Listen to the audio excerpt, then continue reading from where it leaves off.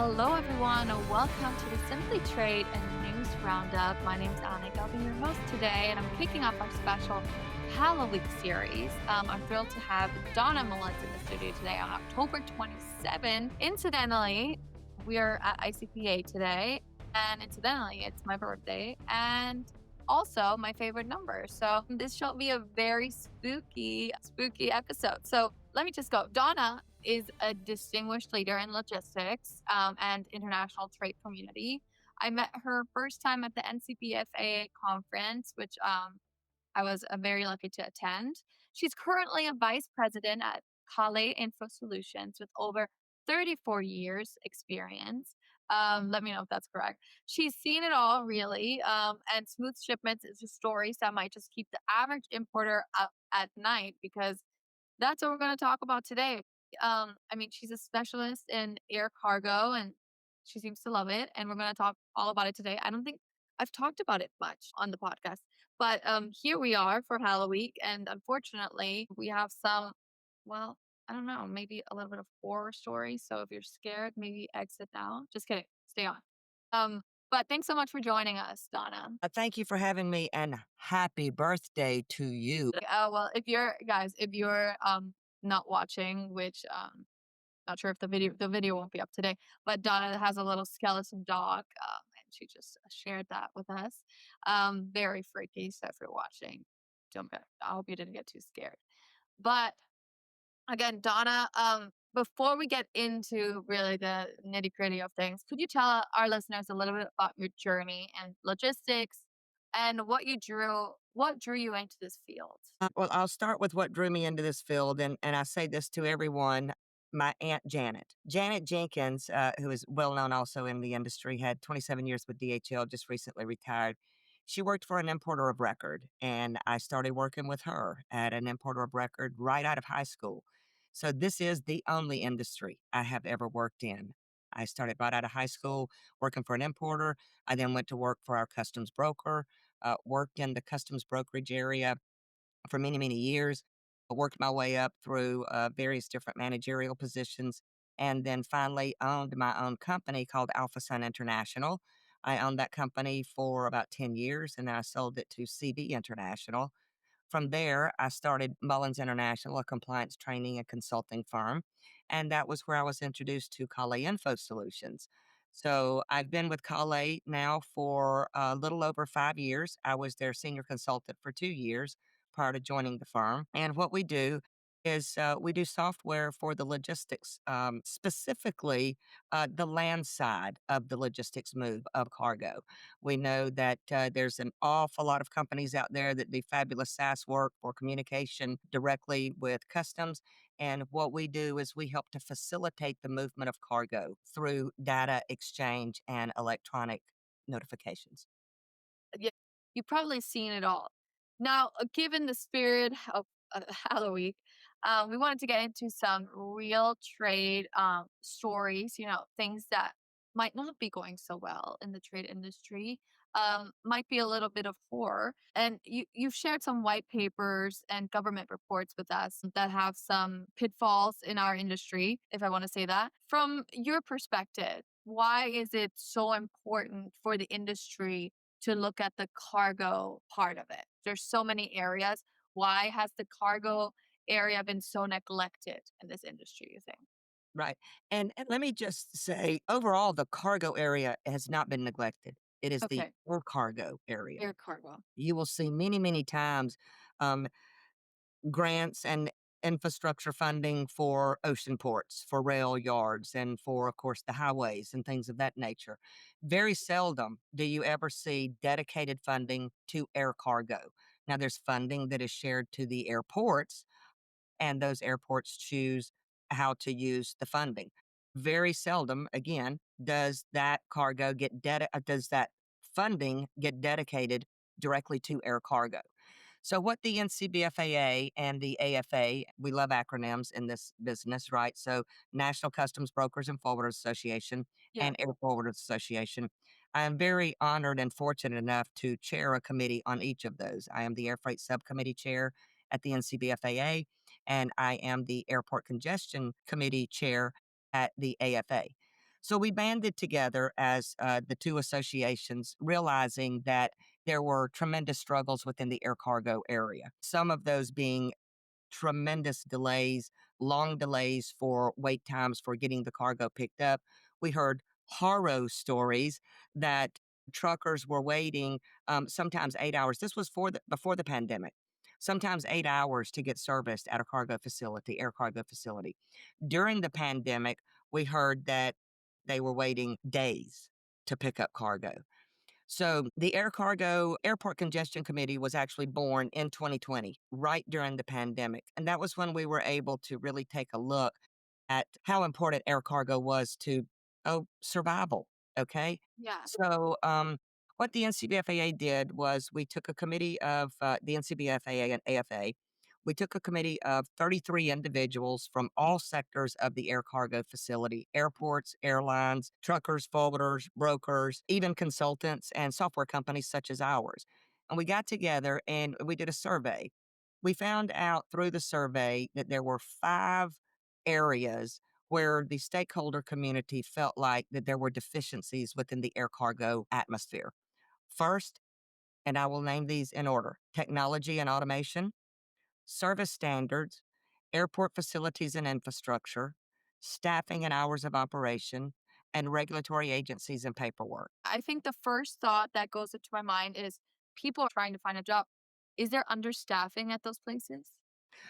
Yeah, and actually one of the things that we did identify from talking with some of the cargo handlers is that while public transit in most every city goes to the passenger terminals, public transit doesn't necessarily go to the cargo terminals. I know we had that situation here in Atlanta, and I've heard this in many other airports as well, is that, you know, cargo handlers have a hard time trying to get staffing when they don't have transportation to work. So if the public transit is not taking employees all the way into cargo buildings as well as passenger terminals, then there's that gap there. And it makes it very difficult sometimes for individuals to be able to be employed because they have no transit to get there if they are dependent on public transit.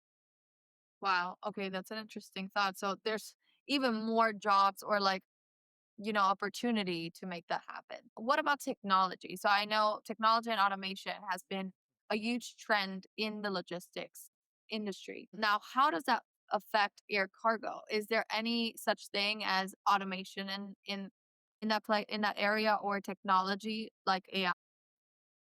Yes, actually, and AI agents are being created daily for this.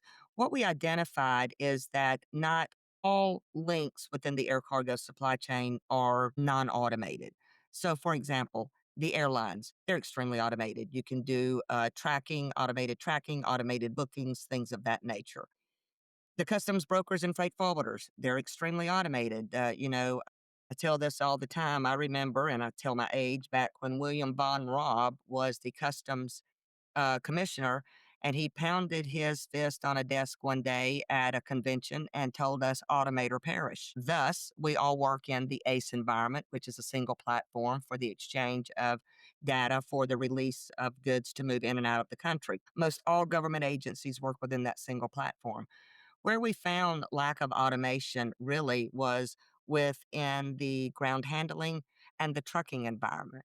That there wasn't the real ability to exchange real time cargo statuses within those two links of the supply chain. So what we're working to do is to get more automation and technology set up, sort of like a universal global platform to some extent, where that data can be exchanged with all stakeholders electronically. We found that many ground handlers still receive cargo off of the aircraft and they have a pencil and piece of paper to verify the manifest. That is so antiquated, and talk about a horror story. Think about all of the manual labor that is done while you're trying to manually manifest an entire aircraft rather than being able to receive that information electronically. Electronically would bring more efficiency, it would bring more accuracy, and it would bring more expedited data being available quicker to the stakeholder community. Yeah, and that brings me to my next point. So all of the this equipment or this new automation or technology that could be implemented obviously needs funding. It seems to be a problem because if there's no funding, there's not going to be any implementation of those things. So, is there funding in that area, or how much funding compared to other areas? So there is, again, very little dedicated funding for air cargo. Now, we just recently had the infrastructure bill, what's known as the infrastructure bill, come out. It came out in what, 2022, I believe. It was called the Infrastructure Investment and Jobs Act bill. And it allowed for, many billions of dollars to be dedicated to infrastructure related projects. So, for example, there was the Port Infrastructure Development Program, the PIDP, that was for ocean ports mostly. We have the National Highway Freight Program. We have the Consolidated Rail Infrastructure Program. We have the National Significant Freight and Highway Projects. We have Marine Highway Program. We have Rural Surface Traffic Transportation Grant Program, all which came in the IIJA. Also, there was an airport infra grant that was given specifically for air cargo, but it was about 2% of the entire funding amount that was given through the IIJA. So again, yes, it does need funding. And what the NCBFAA and AFA did with our white paper was we solicited the General Accountability Office to do a GAO study on these deficiencies that we found, these 5 areas where we identified were deficiencies in the movement of air cargo. And the GAO went out and they met with many different stakeholders, airlines, airports, cargo handlers, truckers, forwarders, brokers, the same stakeholders that are in the value chain, and confirmed that what we had found in our survey was actually true. So the GAO study actually tasked DOT with getting better data for for the community to use and for Congress to use in order to approve more funding. And they also, excuse me, the GAO also kind of task the community with making sure that we're following and asking for funding when funding is needed for specific projects. I feel like it's necessary because, going over the GAO paper, it also says that the overall U.S. air cargo value, it fluctuated, but it was 5.4% higher in 2023 than in 24.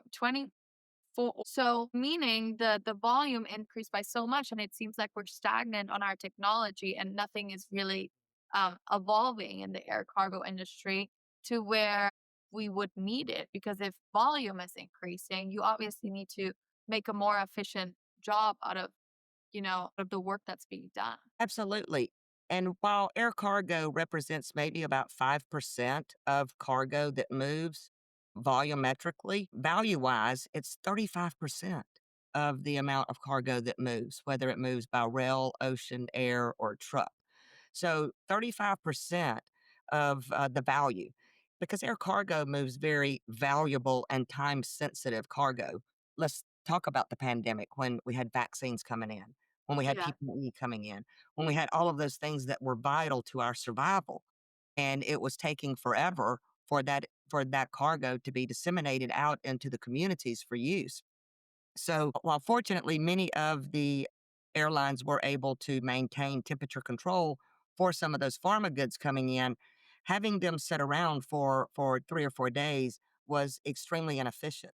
And so, having better technology and automation, having better infrastructure, having more staffing and better hours of operation, and better working with the regulatory agencies helps to move that cargo quicker. When we're talking about infrastructure, we've got to take a look at the fact that very few cargo terminal buildings have been built in the United States in the last 20 years. And just think about how much technology has advanced in 20 years. In fact, WFS, and I'll give them a little plug here, they built one of the newest cargo facilities in JFK. It was Building 260. It was a 346,000 square foot building. They erected it in 2024, and it was the first new cargo building to be built in JFK in 20 years. JFK is one of our busiest airports for air cargo. And to think that we have such valuable goods going through such antiquated infrastructure is, for me, a horror story. That's a long time. Quick question. So comparing our air cargo system or, infrastructures to, let's say, Europe, is there a huge difference? Do you think other places put more money on funding and have a better system? Absolutely. We are extremely behind Asia and Europe with our cargo facilities. One of the things that we have found out, with technology in some of these older buildings is when you're trying to implement technology because of the way the older buildings are built, Wi-Fi is not so great sometimes in the warehouse. So therefore it impedes the ability of technology because the Wi-Fi doesn't work all the way through the warehouse very well in some instances because of the density of the way their warehouses are built. Now, obviously, we can get in better Wi Fi and things of that nature, but that requires money and that requires funding. So, not necessarily government funding, but government funding would be great considering these warehouses, these cargo facilities serve the general public to some extent by being the facilitator of the movement of cargo in and out of the United States by aircraft so that it can get to where it needs to be quickly, efficiently, and effectively. Yeah, I think you have a good point because it seems there can be a lot of economical impacts, correct? What can you do? You're obviously in a committee and you guys like handle things with the government, but how is the government reacting to this funding? Or do you see more funding coming in the future? Do you see urgency in that sort? I do, and actually, the GAO study, I believe, has already started to do a little bit of its job. Just last month, gosh, we're already in October, uh, or August, I'm sorry, just August, DOT actually issued a request for information to the stakeholder community asking for some information on these very topics that were included in our white paper. So we believe that the white paper did cause a movement to start. We believe that the GAO also has furthered that movement. We absolutely, both of the committees, the NCBFAA and the AFA, will continue to pursue this, working directly with airports, trying to get airports to participate in pilot programs where that the government would be able to see the real benefit of funding some of these programs that we have asked for with technology, with service standards, with infrastructure, and things of that nature. So, right now, one of the things that the two committees are doing is talking with various different airports to see if they would be interested in trying to do a pilot program. We do have the commitment from both NCBFA and AFA that if an airport is willing to do a pilot program with us or with this particular effort, then they will also, these two associations will work with the airport to try to get funding for that pilot. I hope it gets better because ultimately it's going to make the entire supply chain smoother. So, Donna, I want to thank you so much for touching on these topics because we have not talked about this area of the logistics. So, thanks for kicking off Halloweek. For everyone listening, remember in trade, the real monsters are the mistakes you never see coming until it's too late. And in this sense, it's the funding that has not been made. And hopefully, the funding will come and things get figured out and things start to get smoother because ultimately, logistics overall is how you get your things to your house, how we get all the necessities we need, such as food and, everything that we possibly need to survive. So again, Donna, thank you so much for coming on to the podcast and talking about this is your debut. This is your first time.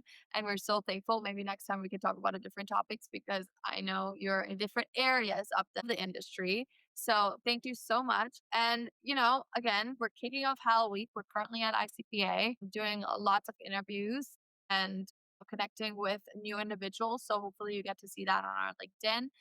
If you like this episode, please let us know. If you want to hear more or different topics, also please let us know. And you can find us on YouTube, LinkedIn, Spotify, Apple, Amazon, oh, you name it, really. And we hope that you have a fantastic last week of October. Time's flying, so we'll see you next Monday with a new episode. And we hope you have a great day. Thank you so much, Donna. Thank you. And from Boo Dog, myself, and everyone at Kale Info Solutions, happy birthday to you. Thank you so much, Donna. So nice.